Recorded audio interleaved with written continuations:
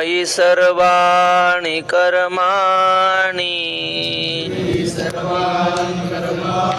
सन्न्यस्याध्यात्मचेतसा निराशीर्निर्ममो भूत्वा युध्यस्व विगतज्वरः। सर्वाणि एक, मयि दोन, संन्यस्य तीन, निराशीर खालच्या ओळीत चार, भूतवा सहा,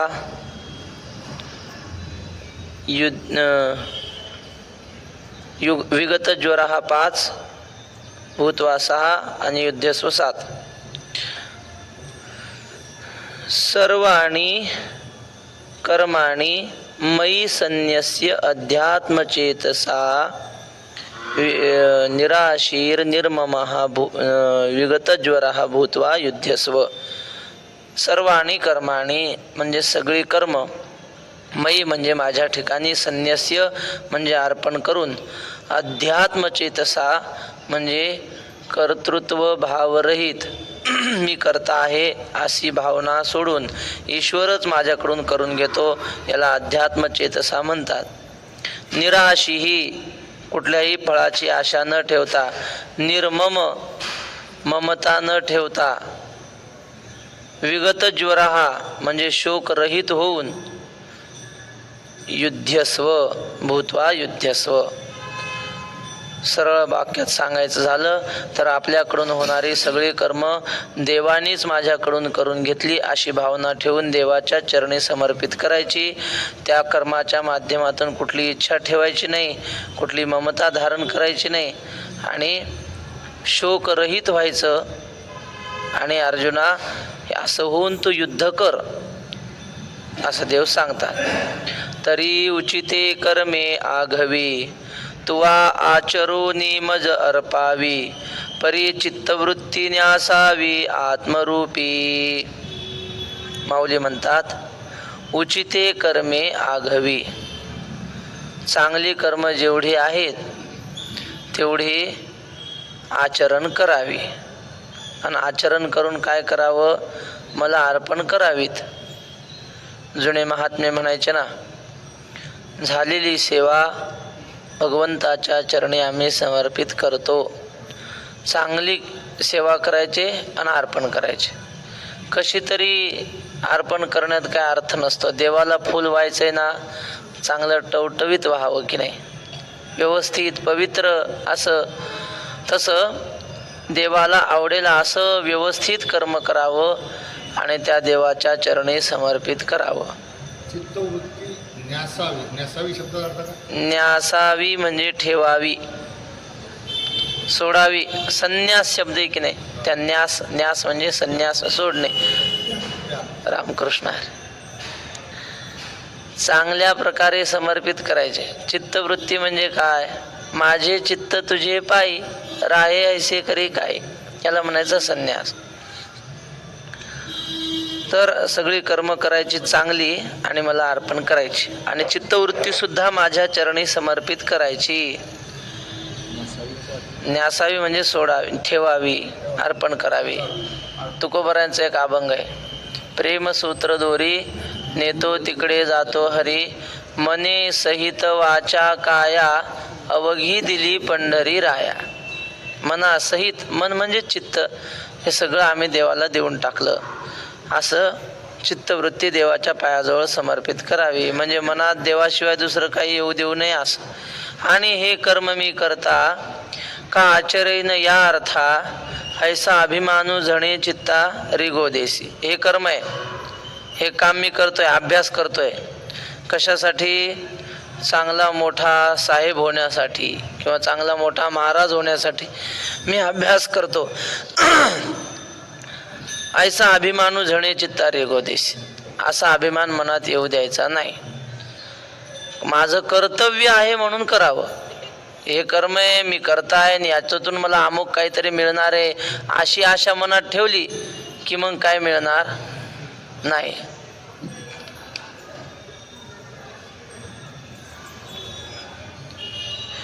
फक्त कर्तव्य म्हणून शिकलं, अभ्यास केला किंवा कुठलंही कर्म केलं की मग त्याचा दोष आपल्याला लागत नाही. आचरणे ऐसा अभिमानू झणे चित्तारी गो देसी. तुम्ही पहा ना, एखाद्या व्यक्तीने, माणसाने जर अपराध केला, गुन्हा केला, खून केला एखाद्याचा, त्याला फाशीची शिक्षा होते. आणि मग फाशी देणारा एक असतो जेलमध्ये, तो खटका ओढणारा. मग तो बी जीवच घेतो ना एकाचा. कोण? तो जेलमधला कामगार. खटका ओढतो म्हणजे मारून टाकतो त्याला, पण त्याला त्याचा काही दोष लागत नाही. का? तो कर्तव्य म्हणून करतो, त्याला मारायचं म्हणून नाही. ही माझी ड्युटी आहे खटका ओढणं, त्याचा जीव घेणे हा त्याचा उद्देश नसतो. तसं या कर्मातून मला काही मिळावं, मी या कर्माचा करता आहे असा अभिमान न धरता जर कर्म केलं ना, त्याचा दोष नाही लागत. मग काही जरी झालं तरी दोष नाही. आणि हे कर्म मी करता का आचरणे या अर्था ऐसा अभिमानू झणे चित्तारी गोदेसी. तुवा शरीर परा नो हावे कामना जात सांडावे मग अवसरोचित भोगावे भोग सकळ. किती छान माऊलीने सांगितलं पहा. शरीर परा नो हावे. शरीर पर म्हणजे काय? शरीराच्या अधीन. या देहाते म्हणे मी, पुत्रदारा धन माझे, परी काळाचे हे खाजे ऐसे नेण तू गेला. माऊलींचा अभंग आहे. शरीर पर म्हणजे हा देह म्हणजे मी आहे, आणि देह संबंधी पत्नी, मुलं बाळ, घरदार हे माझे आहेत असं समजून व्यवहार करणं याला शरीर पर म्हणतात. शरीरच श्रेष्ठ आहे असं मानणं त्याला शरीर पर म्हणतात. आणि त्याने काय होतं मग? नोहावे म्हणजे शरीराला माझं समजू नये, न होआवे तसं होऊ नये. न होआवे म्हणजे नोहावे, तसं होऊ नये, शरीर पर होऊ नये. समजलं का? कामना जात सांडावे, सगळ्या इच्छा सोडून द्याव्या, काही मिळवण्याची इच्छा ठेवू नये. माऊलीने जीवनाचा सिद्धांत या ओवीत सांगितला. माणसं दुःखी का असतात? आपण आता जीवन जगतोय ना, ह्याच्यात समाधानी नाही. माणूस पुढची कल्पना करतो, मी असे करीन, असा मोठा महाराज होईन, मोठी गाडी घेईन, लोक जयहरी करतील, पाया पडतील. आता ह्या अवस्थेत ते विचार चालू असतात बरं का. त्यामुळे ह्या अवस्थेतलं सुख नाही घेता येत त्याला. म्हणजे आम्ही तुम्हाला आमच्या भावनेतून सांगितलं, तुम्ही तुमच्या भावनेतून विचार करा. माणूस पुढचं कल्पना करत असतो, असं होईन तसं होईन. मग ह्या जीवनातलं सुख मिळत नाही त्याला, वर्तमान स्थितीतलं. कारण मन कुठं ठेवलंय त्याने? पुढच्या चिंतनात ठेवलं. पुढचं काय खरं नाही. तर ह्या अवस्थेतलं सुख भविष्याच्या चिंतनानं घालवतो. नाही भविष्याची तर मागची चिंता करतो माणूस. मागचं झालेले अपमान आठवतो, दुःख आठवतो, गरिबी आठवतो, किती आपण दुःख भोगलं. ते मागचंही आठवू नये आणि पुढचंही काही चिंतन करू नये. माऊली म्हणतात अवसरोचित भोगावे भोग सकळ. आत्ता ज्या वर्तमान स्थितीत आहेत ना, आता आपण पाठाला बसलो ना, मग डोक्यात पाठच ठेवावा. गावाकडं पाणी वाढलं असेल का वड्याचं, आपल्या घरात येईल का पाणी, ते येईल तेव्हा पाहता येईल. आता सध्या आपण कुठं आहोत? ज्या स्थितीत आहोत ना, तेवढ्या स्थितीचा विचार ज्याला करता येतो तो माणूस आनंदी राहतो. ते माऊली सांगतात की नाही बघा, अवसरोचित म्हणजे ह्या वेळेला जी परिस्थिती आहे ना, त्या परिस्थितीत जे भोग प्राप्त झाले ते आनंदाने भोगायचे.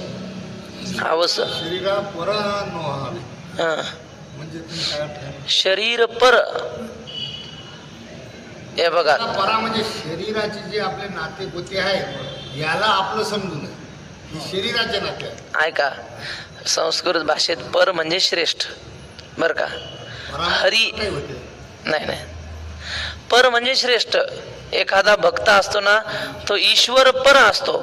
त्याला त्याच्या जीवनात देवाशिवाय दुसरं कोणी मोठं नाही, त्याला ईश्वर पर म्हणतात. आणि सामान्य संसारी माणूस शरीर पर असतो. शरीर देह तोची देव, भोजन ते भक्ती, याला म्हणायचं शरीर पर. असं शरीर पर होऊ नये, शरीरालाच श्रेष्ठ मानणार होऊ नये, तर शरीराहून जे आत्मतत्व श्रेष्ठ त्याला मानणार व्हावं. शरीर परा नो हावे असं. आणि मग कामना जात सगळ्या इच्छा सोडाव्या, अवसरोचित भोगावे भोग सकळ कामना. हा त्याच्यासाठी एक श्लोक आहे हा. स्वामी रामसुखदासजी महाराजांनी ते साधक संजीवनीमध्ये लिहिलाय. या श्लोकावर लिहिताना द्वयक्षरस्तु भवेन मृत्यू त्रयक्षरम ब्रह्म शाश्वतम. 2 अक्षर म्हणजे मरण आहे आणि 3 अक्षर म्हणजे जन्म आहे, म्हणजे अमृत ब्रह्म होणं असं आहे. 2 अक्षर म्हणजे मरण आणि 3 अक्षर म्हणजे ब्रह्मरूप होणं. कोणती 2 अक्षर मरण आहे? ममेतीच भवेन मृत्यू. ममचा मराठीत अर्थ माझ. ही 2 अक्षर आली तोंडात की तो माणूस मेला समजायचं. द्वयक्षरम भवेन द्वयक्षरस्तु भवेन मृत्यू त्रयक्षरम ब्रह्म शाश्वतम. मम ही 2 अक्षर म्हणजे मरण आणि 3 अक्षर म्हणजे जन्म किंवा ब्रह्मरूप होणं. कोणती 3 अक्षर? न मम. न मम म्हणजे माझं, न माझं असं धरा. ममेतीच शाश्वतम, न ममेतीच शाश्वतम. हे माझं नाही असं समजलं की तो ब्रह्मरूप झाला आणि माझं म्हणला की मरण. मग ते जुने कीर्तनकार दृष्टांत सांगायचे. एक माणूस रेल्वेने प्रवास करत होता बरं, आणि कोणीतरी एक अनोळखी माणूस आला, सुटकेस घेऊन आला, चांगली मोठी सुटकेस, आणि अशी ठेवली रेल्वेत. आणि पहिलं स्टेशन आलं आणि उतरून गेला. सुटकेस तिथंच. हा पाहत होता रेल्वेत बसलेला, हा सुटकेस विसरून गेला. मग आता सुटकेस ते पोलीस आले आपल्या काहीतरी कामानिमित्त. रेल्वेतल्या दुसऱ्या माणसाने सांगितलं, अहो साहेब म्हणले ही सुटकेस राहिली कोणाची काही कळत नाही. मग पोलीस विचारू लागले, कोणाची सुटकेस, कोणाची कोणाची? हा जो बसलेला होता याला वाटलं मला माहिती सुटकेस ठेवून माणूस उतरला. मग आता ही सुटकेस आपली म्हणलं तर कोणाला ओळखतो येणार नाही. तो म्हणला माझी आहे. बर माझी आहे. आणि चला तुमची ना काय सुटकेसमध्ये सांगा म्हणे. ते म्हणे बा मला काय माहित नाही, बायकोनं भरली म्हणे सुटकेस, त्यामुळं काय काय ठेवलं मला सांगता यायचं नाही. बरं तुमची ना चाबी द्या. चाबी नाही. मग त्यांनी त्यांच्या बसल्या चाबीनं उघडली आणि त्यात होता मुलगा मारून त्याचे तुकडे तुकडे करून टाकलेले. त्याला म्हणले तुमची सुटकेस आहे ना, चला. घातला जेलमध्ये. कशामुळे अडकला? ममेतीच भवेन मृत्यू. 2 अक्षराने मम, माझं म्हणलं की जमला. पुढे तुका ज्ञानेश्वर महाराजांची काल आपल्याला ओवी गेली ना, पुढीलाची ओजे आपुला माथा घेजे तरी सांगे कान दटीजे धनुर्धरा. तसं हे झालं दृष्टांत. पण दृष्टांत दृष्टांतासाठी नाही. तसं आपल्या हातून घडणारी कर्म, घरदार, सगळी संपत्ती माझी आपण म्हणलो की मग संपलं. आपलं मरण अटळ आहे असं समजायचं. ज्ञानेश्वर महाराज म्हणतात, भक्ताचं जीवन असं असतं जो मी हे भाष नेने. मी असा शब्दच येत नाही त्याच्या तोंडात. हे मी केलं आणि हे मी केलं असं तो म्हणतच नाही कधी. मी हे भाष नेने, मीची भाषाच जाणत नाही तो. आणि माझे काहीच न म्हणे. या जगातलं माझं काही नाही, हे सगळं देवाचं आहे असं समजतो. सुखदुःख जाणणे नाही जया. सुखदुःख आले तरी तो सम असतो. असं राहावं. अवसरोचित भोगावे भोग सकळ. तुकाराम महाराज म्हणतात, संन्यास घेणं म्हणजे काय? कपडे भगवे घातले म्हणजे संन्यास नाही. गृहस्थी माणूस सुद्धा संन्यासी होऊ शकतो. कसा? विधीने सेवन, विषय त्यागाते समान. आपण संसारी लेकरा बाळात जरी राहत असलो पण शास्त्राने सांगितल्याप्रमाणे संसार करत असलो ना, मग तो माणूस संन्यासीच आहे. अधिक माहितीसाठी नाथ भागवत पहा. तसं अवसरोचित भोगावे भोग सकळ. आता कोदंड घेऊन हाती आरूढ पायी रथी देई आलिंगन वीरवृत्ती समाधाने. भगवंत अर्जुनाला सांगतात, अर्जुना हे सगळं तुला कशासाठी सांगतोय? तू युद्ध कर याच्यासाठी सांगतोय. कोदंड म्हणजे आता धनुष्य हातात घे आणि या रथावर आरूढ हो. त्यानं खाली उडी टाकली होती, उडी घातली खाला रथवनिया. मग आता रथामध्ये आरूढ हो, हातामध्ये धनुष्य घे आणि वीरवृत्तीला आलिंगन दे. तुझ्या मनात दया उत्पन्न झाली होती, त्या दयेचं आलिंगन सोडून दे. ती बाहेरून आलेली आहे. आलिंगन वीरवृत्तीला दे. समाधानाने वीरवृत्तीचा स्वीकार कर. म्हणजे भगवंत अर्जुनाला माणसं मारायला सांगत नाहीत बरं, कर्तव्य करायला सांगतात. तुझं कर्तव्य काय ते कर बाबा. आम्ही काय म्हणत नाही या द्रोणाचार्याला मार, यांना मार. तुझं कर्तव्य जे असेल ते कर. आणि पुढं फार सुंदर सांगतात, जगी कीर्ती रूढवी स्वधर्माचा मानू वाढवी या भारापासून सोडवी मेदिनी. हे अर्जुना, जगामध्ये कीर्ती वाढवी महत्व वडिलांचे. काय सुंदर अभंग आहे. जोडून या धन उत्तम व्यवहारे उदास विचारे वेच करी उत्तमची गती तो एक पावेल उत्तम भोगील जीव खाणी. परोपकारी नेणे परनिंदा परस्त्रिया सदा वहिनी माया भूतदया गायी पशूंचे पालन तानेल्या जीवन वना माझी शांती रूपे नव्हे कोणाचा वाईट वाढवी महत्व वडिलांचे. आपल्या पूर्वजांची कीर्ती नाव मोठं केलं पाहिजे आपण. कशाने? स्वधर्माचं आचरण करून. तसं तू युद्ध कर आणि जगामध्ये कीर्ती वाढव, तुझी वाढव. आणि तुझी वाढली म्हणजे पूर्वजांची वाढलीच. स्वधर्माचा मान वाढवी, या क्षात्र धर्माचा मान किंवा स्वधर्माचा मान तुझ्यामुळं वाढला पाहिजे, असं कर. या भारापासून सोडवी मेदिनी. हे पृथ्वीला ओझं होतं. कशाचं ओझं होतं? पर्वतांचं ओझं होत नाही. मोठ्या मोठ्या बिल्डिंग, मेदिनी म्हणजे पृथ्वी बरं का. मोठ्या बिल्डिंगा बांधल्या, मठ बांधले, त्याचं ओझं होत नाही. पापी माणसाचं ओझं होतं. पापी जे अभक्त दैत्य ते मातले धरणीसी झाले ओझे त्यांचे. मग हे वस्त्रहरण करण्याच्या सभेत जेवढे होते तेवढे कोण? पापी. दुर्योधन कसा पापी, दुःशासनानं ओढत आणली होती. आणली ओढोनी सभे माझी, अशी नाद भागवतात उभी आहे. भाळे भोळे अज्ञान जनी तेही न गांजिती धर्मपत्नी आणि हे तव साचची धर्माची मानिनी आणली ओढोनी सभे माझी. धर्माची मानिनी मोठी स्वाभिमानी आहे द्रौपदी, आणि तिला केसाला धरून ओढत आणलं. तिनं सांगितलं मला स्पर्श करू नका, ऐकलं नाही, ओढत आणलं. आणि मग भर सभेत वस्त्रहरण करण्याचा विचार करणारे काय पुण्यवान आहेत काय? हे सगळे पापी आहेत. आणि ह्या पाप्यांचं ओझं होत असतं पृथ्वीला. यांना जिवंत ठेवू नको. कौरवी पांचाळी सभे माझी आणली. बा तेवढंच घ्यायचं आता. तर या पाप्यांच्या ओझ्यापासून पृथ्वीला वाचव. आता पार्था निशंकू होई या संग्रामा चित्त देई इथं हे वाचून काही बोलू नये. अर्जुना, आता मनातली शंका काढून टाक. युद्ध करू की नको, करू की नको, करू की नको. शंका आहे ना, पाप होईल की पुण्य होईल अशी मनात शंका आहे ना. गुरूंना मारावं की मारू नये, नातेवाईकांना मारावं की मारू नये अशी तुझ्या मनात शंका आहे ना. काही शंका धरू नको, निशंक होई आणि या संग्रामा चित्त दे. आता दुसरीकडे कुठं मन लावू नको. एकाग्र मनाने युद्धामध्ये आता लक्ष घाल. हे येथ हे वाचून काही बोलू नये. आता या रणांगणावर दुसरं काही बोलायचं नाही. बोलायचं तर कशाविषयी? युद्धाविषयीच विचार कर. आता दुसरं काही बोलूच नको. ते आपल्या महाराष्ट्रामध्ये प्रसिद्ध व्याख्याते होऊन गेले काही बोलणारे, चांगले बोलणारे. त्यामध्ये शिवाजीराव भोसले प्रसिद्ध नाव आहे. फार सुंदर बोलायचे ते. तर ते त्यांचं व्याख्यान कुठं असलं की लोक त्यांना न्यायला यायचे. समजा संध्याकाळी व्याख्यान आहे, सकाळी प्रवासाला सुरुवात करायची, तर घरून निघाल्यापासून व्याख्यान सुरू होईपर्यंत एक शब्दही बोलत नव्हते, मौन दिवसभर. जेव्हा व्यासपीठावर उभे राहतील तेव्हाच बोलायचे. पण तेव्हाचं काय बोलणं ते तुम्ही यूट्यूबला मोबाईलवर ऐका.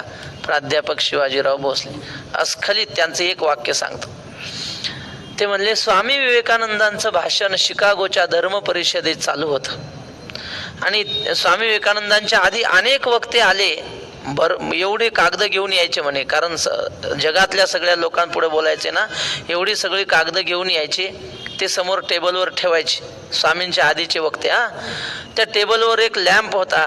त्या लॅम्पचा प्रकाश कागदावर पडत होता, कागदाचा प्रकाश वक्त्यावर पडत होता आणि वक्त्याचा प्रकाश कुठेच पडत नव्हता. असं ते सांगायचं. असं त्यांची वाक्यरचना. तर हे कशासाठी सांगितलं? ते व्याख्यानाशिवाय आधी काही बडबड गप्पा, तुमच्याकडे पाणी पाऊस कसं, काही नाही.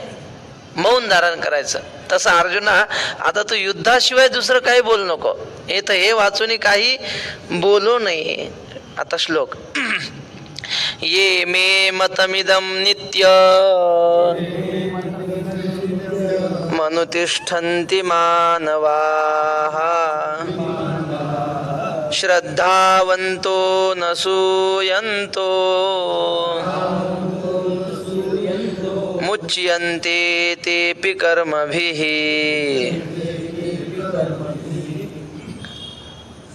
श्लोकाचा अन्वय नंतर सांगतो. आधी हे वाचून काही बोलू नये. आमचे डोंगरावर नामदेव बाबा वारकरी होते, ठाणेकर महाजनांना माहिती आहे. तर ते ना त्यांच्यापाशी कोणी आलं आणि गावाकडच्या गोष्टी सांगायला लागलं, काही संसारातल्या गोष्टी. लोकांना काय असतं, कुठे गेलं त्याच गप्पा. बाबा म्हणायचे, ओ राम राम म्हणा, तसं काही बोलू नाही म्हणतात आमच्यापाशी. राम राम म्हणा, आमच्यापाशी तसं काही बोलू नाही. बस याला म्हणतात आपलं जे असेल ना ध्येय, त्याशिवाय दुसरं काही तोंडात शब्दच काढू नये. तसं अर्जुना आता युद्ध करणं हे पाप होईल का आणि पुण्य होईल का, ते काय आता बडबड करत बसू नको. चल युद्ध कर, उभा राहा, हातात धनुष्य घे. आता अन्वय श्लोकाचा. एक आकडा ए म्हणजे जे. दोन शेवटचा मानवाहा 2. मे 4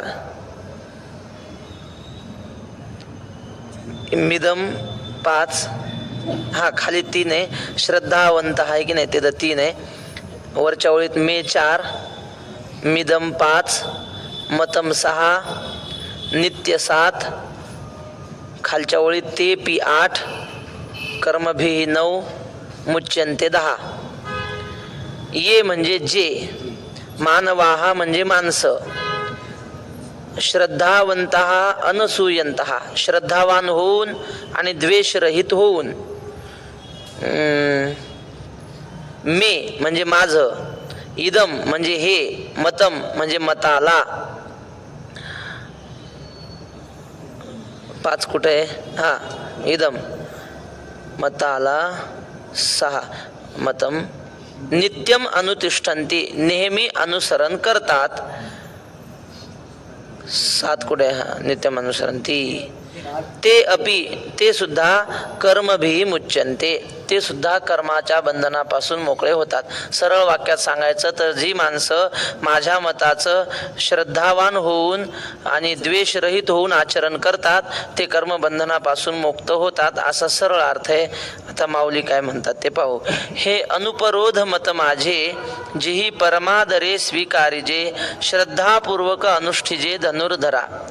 हे जे स्वधर्माच्या आचरणाबद्दल देवाने आपलं मत सांगितलंय त्या मताचं परम आदराने स्वीकारण करतात काही माणसं आणि श्रद्धापूर्वक अनुष्ठान करतात.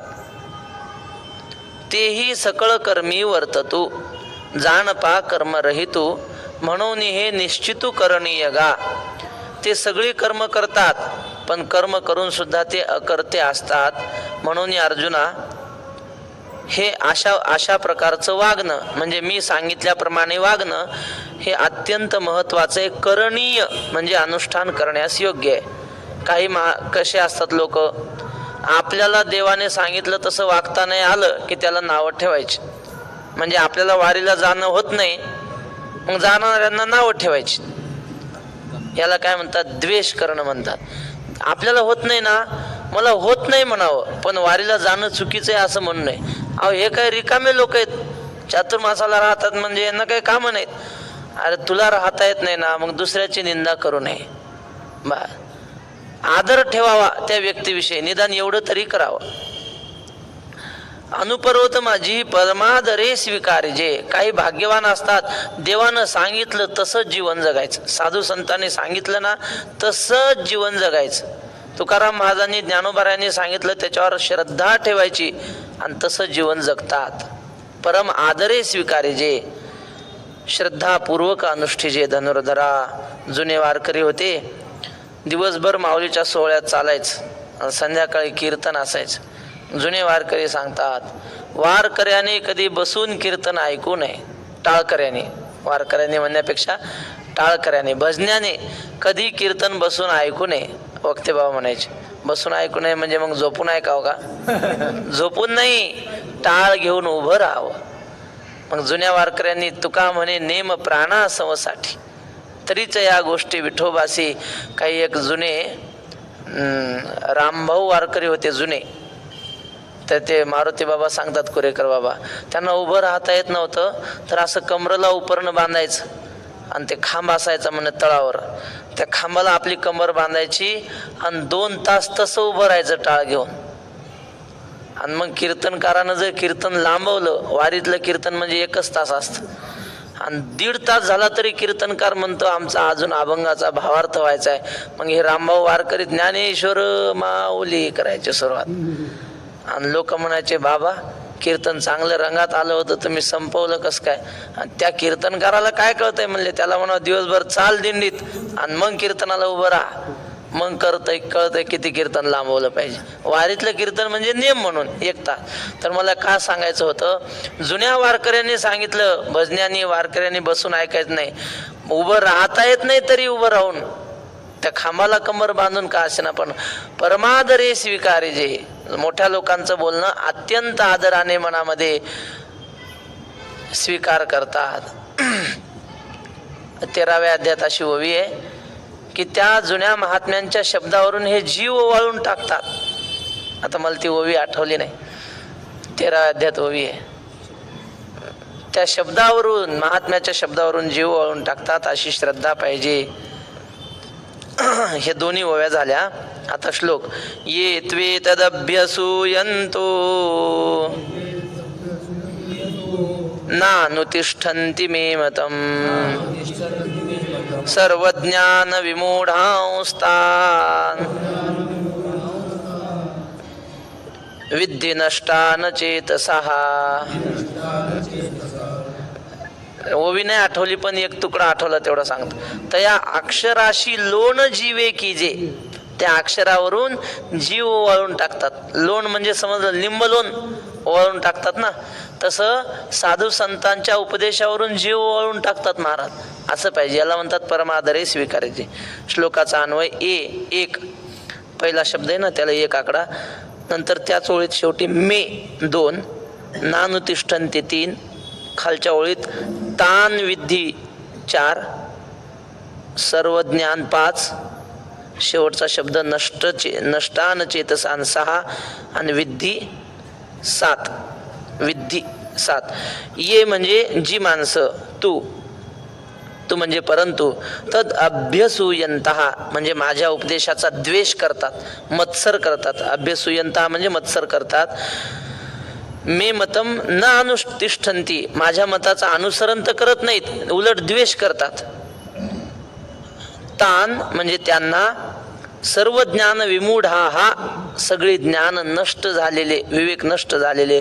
नष्टान चेतसः म्हणजे कुठल्याही प्रकारचा विवेक त्यांचा शिल्लक राहिला नाही, त्यांची विचार बुद्धी मेलेली आहे असं समजावं. आता माऊलींची ओवी.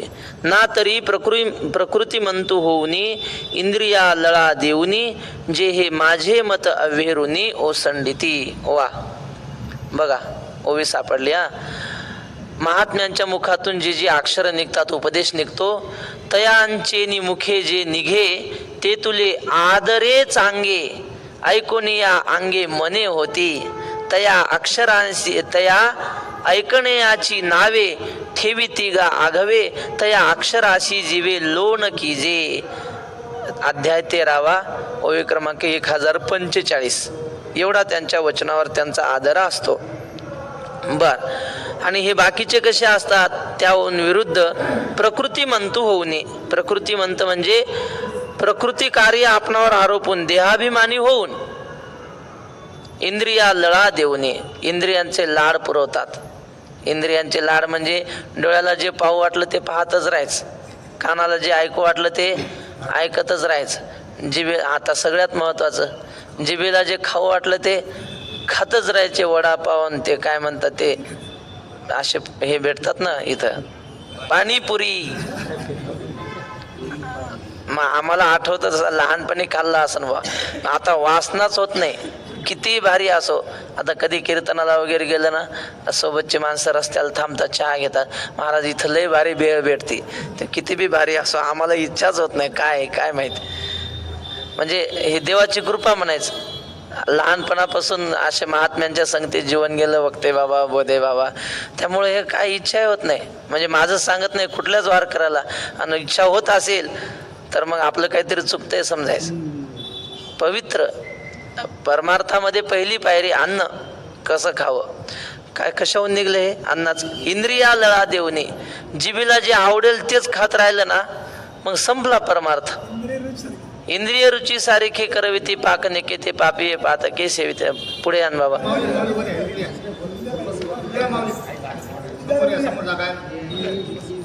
वा, असं तर माझे मत अविरुनी ओसंडिती. भगवंत म्हणतात मी सांगितलेलं ऐकत नाहीत आणि दुसरंच काही करतात, माझ्या मताचा त्याग करतात. साधू संतांनी देवाने सांगितलेलं असतं, पण लोक ऐकतात कोणी ऐकत नाही, अपमानित करतात त्यांच्या वचनाला. वक्ते बाबा गोष्ट सांगायचे. एका गावात एक म्हातारी राहायची, श्रीमंत, खूप सोनं नाणं तिच्याकडं. गावाच्या जरा असं बाजूला घर तिचं, वाडा, पण एकटीच म्हातारी वाड्यात. मग ते चोर होते, पण चोर हुशार. चोरांनी काय केलं, गावातल्या सरपंचांना भेटले, 10-15 जण होते. ते म्हणले आम्हाला नाटक करायचं तुमच्या गावात, करावं का नाटक? हो म्हणले, चालतंय, करा की. मग संध्याकाळी नाटक सुरू झालं. 10-5 जण तिथं नाटक करत होते. सगळे लोक आले ना इकडं नाटक पाहायला. 4-5 जण ठरलेलं होतं, म्हातारीकडे गेले. म्हातारीला तिरडीवर बांधलं बरं का, तिचे हात असे मोकळे सोडले, तिच्या अंगावर सगळं घरातलं सोनं नाणं होतं ना, ते तिच्या त्या तिरडीवर बांधलं अंगावर. आणि ते सगळं कपड्यानं बांधून चालले घेऊन खांद्यावर. आणि कुठून, जिथं नाटक चालू होतं सगळं गाव जमा झालं, तिथूनच चालले. ती म्हातारी मोठ्याने ओरडायची, अहो मला वाचवा, हे चोर मला घेऊन चाललेत, माझं सगळं लुबाडून चाललेत. लोकांना वाटलं हा नाटकातला सीन आहे. लोकांना वा वा वा वा, काय सुंदर टाळ्या कडकडाट, अहो मला वाचवा, हे चोर मला घेऊन चालले, मारून टाकतील. ऐकतंय कोण? टाळ्यांचा, हसायचे लोक, वा वा वा, टाळ्यांचा कडकडाट, किती सुंदर. एवढ्या गर्दीतून ते चोर घेऊन गेले तिला. मग इथं बाबा म्हणायचे, बुद्धी कहती है सच्चा लेकिन सुनता है कौन. बुद्धी कहती है सच्चा लेकिन सुनता है कौन. तसं साधू हा कोणी नाही कधी काने. वा, हरी हरी न म्हणती तया थोर झाली. आणि तसं भगवंत म्हणतात, आम्ही सांगतोय जीव तोडून, ऐकतोय कोण?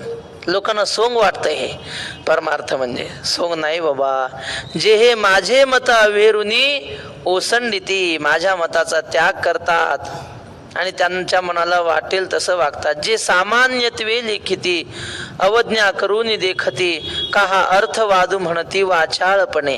काही लोक म्हणतात, अहो यांचा धंदाच आहे उपदेश करायचा, हे काय आपल्या कल्याणासाठी थोडंच सांगतात, यांना हे सांगण्याचे पैसे मिळतात, सांगतच राहतात, काय सगळं थोडंच ऐकायचं असतं, असं म्हणतात. सामान्यत्वे लिखिती अवज्ञा करून देखती, म्हणजे त्या उपदेशाचा अपमान करतात.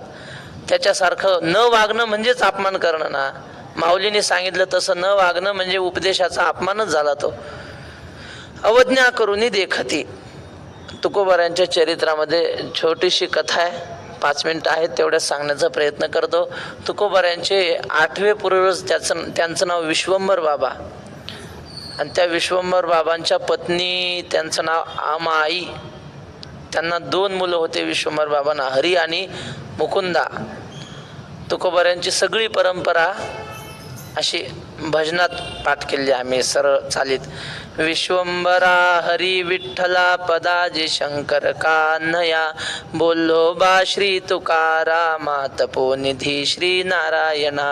ही सगळी तुकोबारांची 8 पिढ्यांची परंपरा. तर ते विश्वंभर बाबा त्यांनी जवळजवळ अर्ध आयुष्य महिनावारी केली पंढरपूरची. 4-5 दिवसात यायचे, पुन्हा 4-5 दिवसात चालत जायचे, अशी महिनावारी केली. आणि वृद्धापकाळ आला, देव स्वप्नात गेले आणि सांगितलं, आता तुम्ही इथं येऊ नका, मीच येतो तिकडं देहूला. आणि मग देहूला आले, ते आमराईत वगैरे ती कथा आपल्याला माहिती आहे. आणि मग तिथं पूजा सुरू झाली, मंदिर उभारलं, देवाची रोजची पूजा. कालांतराने विश्वंभर बाबाचं देहावसान झालं. आमाई माता आणि 2 मुलं, हरी आणि मुकुंदा. तरुण मुलं होते चांगले. ते पोरं मस्त व्यायाम बियाम करायचे, शरीर सुदृढ होतं. ते म्हटले, आई आम्हाला वाटतं क्षात्र धर्माचा अंगीकार करावा, राजाच्या दरबारी जाऊन सैनिकामध्ये सहभागी व्हावं. आई म्हटली, बाबा ते खरं आहे तुमचं, पण आता आपल्या घरी देव आहे, हे पण कोणीतरी सांभाळलं पाहिजे. ती पोरं म्हणायचे, तसं नाही, आम्हाला जाऊ दे. गेली पोरं, सैन्यात भरती झाली आणि पराक्रमाने सेनापती म्हणून त्यांची नियुक्ती झाली. धाडशी होते, पराक्रमी, क्षात्रवृत्तीचे. आणि मग तिकडं नोकरी लागली, मला वाटतं देवगिरीच्या किल्ल्यावर. त्या काळातला राजा देवगिरीचे, रामदेवराय माऊली, विश्वंभर बाबा माऊलीच्याच जवळजवळ काळातले होते. तर मग तिथं नोकरी लागली. आई एकटी म्हातारी इथं देवमध्ये पांडुरंगाची सेवा करायची. हातपाय चांगले होते तर चांगली सेवा करायची. पण थोडी मग थकायला लागली. पोरं म्हणले, आता आईला इकडंच घेऊन येऊ.